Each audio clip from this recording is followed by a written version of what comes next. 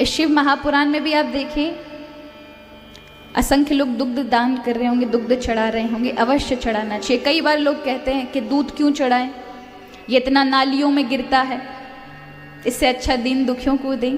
देखिए, हमारे सनातन धर्म में ये व्यवस्था है कि आप अपने आराध्य को भी दुग्ध चढ़ाएं और दीन दुखियों को भी दें।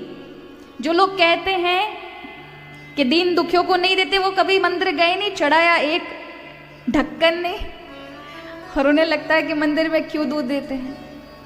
याद रखिए, जब आप कुछ भी आराध्य देव के लिए करते हैं तो उससे आपको चौगुना वापस मिलता है।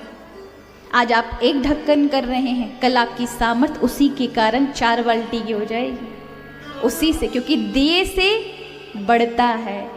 प्रकृति में एक गेहूं का भी 1000 गेहूं किसान को मिलता है कि नहीं मिलता है। उसी प्रकार जब आप ईश्वर के लिए उनके प्रेम के लिए जब आप कुछ देते हैं, प्रसाद आदि करके, उन्हें कौन क्या दे सकता है। प्रभु को कुछ आवश्यकता नहीं है, लेकिन हम अपना प्रेम व्यक्त करते हैं। प्रभु, आपने जो हमें दिया है उसका कुछ अंश आपको समर्पित है। ऐसे समझे, एक बालक है, अपने पिता के पास गया और पिताजी से कहता है, पिताजी मुझे 10 रुपए चाहिए, और पिता उसे डांटता है, कुछ काम नहीं करता, 24 घंटे पैसे मांगने पर तुला रहता है।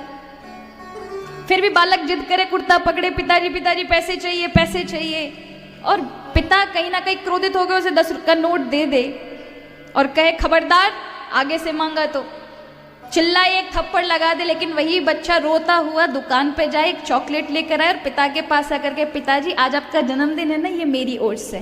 तो पिता की क्या हालत होगी? उसके आंखों से अश्रु झलक पड़ेंगे, गले से लगा लेगा, बेटा तुमने ये सब मेरे लिए किया। यही भक्त का भाव होता है जब वह भगवान को कुछ अर्पित करता है। संपत्ति उसी पिता की है। अगर उसमें से बालक अपनी ही वस्तु को, पिता की वस्तु को पिता को लौटाएगा तो ये कोई बहुत बड़ा भाव नहीं, लेकिन प्रेम में परिवर्तन देखो कि उसने अपने भावों का परिवर्तन कर दिया। पिता के ही पैसे से उसने जो अपने हृदय के भाव प्रकट किए, वो पिता के लिए अद्भुत थे। उसी प्रकार भक्त भी भगवान के लिए जब कुछ निवेदन करता है तो इस भावना से अपना प्रेम को व्यक्त करता है।